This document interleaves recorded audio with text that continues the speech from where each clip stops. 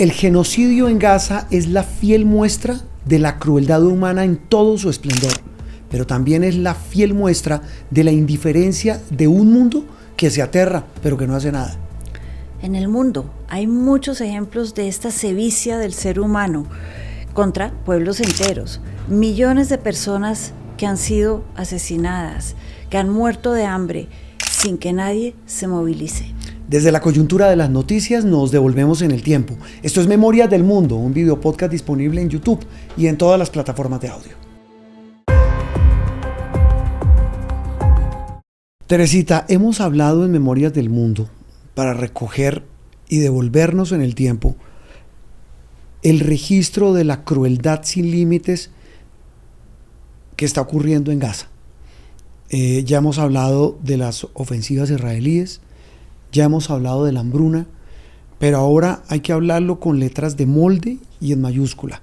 Eso es un genocidio. Pero lo más indignante, Teresita, es que ese genocidio sigue ocurriendo. Los niños están muriendo de hambre. Israel sigue bombardeando por las razones que sea y haciendo una ofensiva por las razones que sea, de lo cual ya hemos hablado en extenso, en detalle y con historia. Pero repito, lo que más indigna hoy y desconcierta es que el mundo no hace nada, Teresita. Sobre todo, Juan Roberto, que estamos en un mundo donde ya hay una conciencia internacional de estos problemas, de estos genocidios, de estas muertes innecesarias. Pero ¿qué sacamos con que haya una conciencia si nadie hace nada? Israel hace lo que le da la gana, literal, porque dígame quién ha hecho algo. Estados Unidos es su socio incondicional. La Unión Europea sí se aterra, pero no hacen nada. Y Naciones Unidas tampoco. No, eso es lo más inútil que puede haber sobre la tierra. Por eso digo yo que con una época en la que tenemos celulares, televisión, que sabemos qué está pasando, no hay una acción contundente en contra de estos genocidios, que es muy distinto a cuando no existían estos medios de comunicación y la gente no se enteraba de lo que pasaba. Pero existiendo, Juan Roberto, pienso yo que hay menos excusas para no hacer nada. ¿Por qué no hace nadie nada? Hay toda clase de intereses geopolíticos. Tenemos ahí, por ejemplo, la inacción política o la idea de que esto está mal, todo lo que sabemos de qué está bien, qué está mal en el mundo, frente a lo que Bismarck llamaba en su momento la Realpolitik, la política realista del poder, porque entonces Israel tiene poder, tiene armamento, tiene ejército, tiene amigos poderosos como Estados Unidos, que tiene un armamento y una ayuda que le llega también muy importante, todo lo que son, por ejemplo, los misiles antiaéreos que tiene Israel. ¿En dónde radica ese poder geoestratégico de un país relativamente pequeño como Israel? Que supuestamente es la única democracia dentro del mundo árabe, eso le gustaba a Estados Unidos y a la Unión Europea. Dos, que no son árabes, entonces que pueden ser más amigos de ese mundo, llamémoslo cristiano occidental. De tradición judeocristiana, llamemos desde hace años, y no son tan distintos como pueden ser los musulmanes o los árabes, entonces prefieren apoyarlos. Ahora, también es una herencia de la Guerra Fría, la Unión Soviética apoyando a los árabes, el mundo occidental apoyando a Israel. Teresita, ¿qué tanto puede pesar históricamente que Israel se sienta hoy con derecho de hacer lo que está haciendo después de lo que pasó con el Holocausto?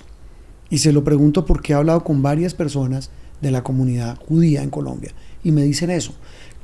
Siempre sale a relucir el Holocausto en la Segunda Guerra Mundial. Yo no sé si es como una patente de corso o como una licencia que tuvieran por ser el pueblo que sufrió esa persecución por parte del nazismo. Es cierto. Ellos dicen que ellos tienen que defenderse. Ahí la palabra clave para ellos es la autodefensa, el que siempre tienen que estar a la defensiva, valga la redundancia, de fuerzas que los quieran acabar y exterminar. Ellos dicen que hay unas fuerzas muy grandes en el mundo que quieren exterminar a la raza judía, a los creyentes judíos, y que ellos viven a la defensiva. Y cuando uno vive a la defensiva, uno siempre está listo para pelear y cualquier excusa sirve para lo que dicen ellos están haciendo. Erradicar al enemigo para prevenir que el día de mañana los vuelvan a atacar. Están previniendo que vuelva a pasar o a realizarse un holocausto o un 7 de octubre, que fue lo que empezó todo esto. Otra de las justificaciones cuando uno habla con miembros de la comunidad judía y expertos en este conflicto que es tan complejo en Oriente Medio, Teresita, hablan de que ese plan, esa ofensiva israelí, pues busca atacar enclaves de Hamas, que es un grupo terrorista amparado en lo que significa pues toda esa historia tan compleja en Palestina y en la Franja de Gaza.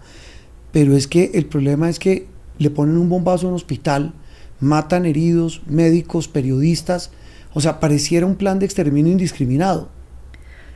Sí, ellos están acabando con todo lo que pueda el día de mañana, en una generación más, convertirse en enemigos de Israel. O sea, un niño para ellos es un potencial, un niño palestino es un potencial enemigo en unos años. Si le enseñan y si está aprendiendo a usar armas, sí. Entonces ellos ven el mundo como una isla de... Ellos están aislados. No digo, ¿usted lo cree? No, nunca. Un Para niño nada. siempre se le puede educar para Exacto. bien, y un niño todavía tiene sueños. Los niños tienen sueños, ilusiones. Acabar con un niño es acabar con sueños, ilusiones de un futuro. Y sabe también que tiene un niño en Gaza, hambre. Sí, mucha. Es que no puede ser. Yo personalmente creo que la crueldad como estrategia militar, pues ninguna guerra no deja de ser cruel. Toda guerra, la que vivimos en Colombia, la que vemos en muchas partes del mundo. Pero hombre, esta crueldad sin límite con civiles, Teresita. 500.000 personas, un 25% de la población de Gaza, está en una situación que llaman catastrófica. Catastrófica, según las estadísticas, es una persona que ha pasado tanta hambre ya en su vida que el cuerpo humano tiene secuelas de las cuales nunca se va a recuperar si es que no muere de hambre. Otra absurda y dolorosa lección de todo esto que está pasando en Gaza es, Teresita, la inoperancia tan espantosa de la ONU. ¿Para qué sirve la ONU?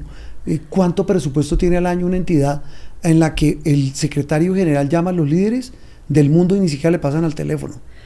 No solamente en Gaza. Yo cuando empezó la guerra de Ucrania, Juan Roberto, confieso Nada. que esperaba ver al secretario general con chaleco celeste antibalas parado ahí. Se demoró meses en ir a Ucrania por primera vez, y estamos hablando de Europa. Es un inútil. Es decir, me da no pena hay, ser tan crudo. aquí tampoco vemos una acción, algo que hayan hecho que uno diga para rescatar a Naciones Unidas. No, pero no es la primera vez que fallan en el sistema internacional. ¿Qué está fallando hoy? ¿Por qué el mundo mira semejante genocidio tan asqueroso y nadie hace nada? Ya usted nos cuenta que hay unos intereses, pero no puede haber alguna instancia internacional. ¿Cuál puede ser una salida, Teresita? Aquí la sociedad civil, la gente, es una salida más importante que los gobiernos. La capacidad de manifestarse, la capacidad, yo vuelvo al tema de esa conciencia mundial, de ilustrar, de mostrar lo que está pasando. Yo creo que eso es lo que tiene que inclinar la balanza al final del día. Y yo creo que un poco la picota pública mundial a Israel. Y no solamente por parte de enemigos de Israel. No. Hay una foto que a mí me impactó mucho hace un par de meses, en Tel Aviv, en una de las grandes protestas precisamente en contra de la guerra. 3 mujeres sobrevivientes del Holocausto, ¿qué más legitimidad que haber sobrevivido al Holocausto? 3 mujeres sobrevivientes del Holocausto con un letrero paradas en la mitad de la plaza en Tel Aviv diciendo: señor Netanyahu, quien pierde la solidaridad, la compasión por el prójimo, destruye la humanidad. Qué barbaridad. Para que lo digan ellas. Imagínese, y todavía hay gente como expresidentes colombianos que van y se toman fotos hoy con Netanyahu. Que no lo harían con Putin, que también está buscado por la Corte Penal Internacional. Ahí no hay mucha coherencia. No, imagínese. Teresita, a lo largo de la historia hablemos de historias de genocidios. Desafortunadamente son muchas, Juan Roberto, y sobre todo son recientes. Ha habido genocidios en guerras por miles y miles de años, desde que el ser humano existe. Perdóneme, la conquista española en Fue un América gran fue un genocidio genocidio de los indígenas. Fue una invasión y un gran genocidio de los indígenas. En Estados Unidos, ya que hablábamos de Estados También Unidos. lo hubo. Allá sí que no hubo mestizaje, hubo un genocidio total en contra de todos los indígenas en su expansión al Pacífico. Pero yo digo, el siglo XX es cuando más hemos tomado nota o noticia de esto, no solo en la historia, sino porque está el lente humano encima. ¿Cuántas personas murieron en la Primera Guerra Mundial? Se llamaba la Gran Guerra, y hay temas como que la bandera de Canadá, el rojo, la bandera de Canadá, es la sangre de los soldados que murieron. Murieron millones de personas, sin contar, hay cifras que le mezclan la gripa española de 1918. Sí. Sin contar eso, se cree que es la guerra en donde más ha muerto gente. En ese momento, cerca de un 1% de la población mundial murió en 4 años. En la Primera Guerra. En la Segunda Guerra también fue otro genocidio. El holocausto nazi, pero también la cantidad de personas que murieron en medio de los combates. El Holocausto fueron 6 millones de personas. equivalentes hoy, por ejemplo, al 50% de la población judía de hoy. Pero también murieron millones de personas, no solo en Europa, recordemos que tuvo un escenario asiático, 60 en Japón, millones, ¿no? Se hablaba. 60 millones. ¡Qué barbaridad! Incluido Asia. Teresita, en África hay también registros gigantes de genocidios. Genocidios totales, y algunos que siguen de hoy en día. El de Sudán. El de Sudán. Y si hablamos de hambruna, en Sudán mueren alrededor de 65, 70 personas a la semana, mujeres y niños, de hambre en Sudán. También hay una hambruna gigantesca frente a la cual nadie dice nada, y nuevamente los organismos internacionales, incluido la Unión Africana, se quedan supremamente callados. Me acuerdo uno en los 80, finalizando el siglo pasado, que fue en Ruanda. En Ruanda murieron cerca de 8.000 personas en un genocidio entre Hutus y Tutsis. Sí.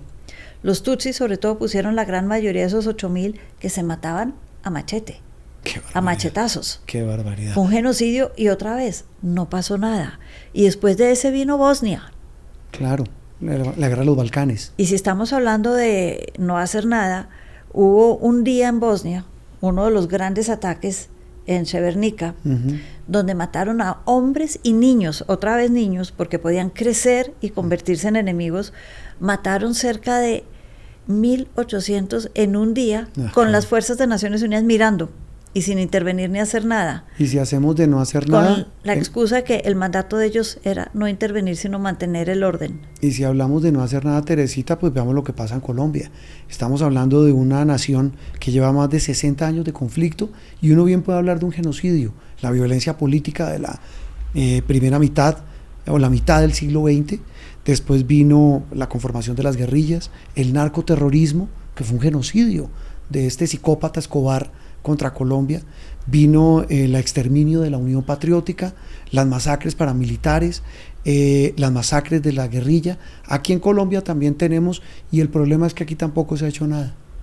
No, porque estaríamos hablando, dicen, la excusa es que esos son conflictos internos frente a los cuales no se puede uno meter o decir o dejar que siga la guerra civil. Y esa excusa la han usado con mucha frecuencia, Juan Roberto, no solo aquí, no solo en Israel, porque parte de eso es que es un conflicto de la supervivencia israelí defendiéndose del 7 de octubre. Lo ha usado el mundo muchas veces. Por ejemplo, en Myanmar, hoy en día hay una etnia que se llama los Rohingya. Sí.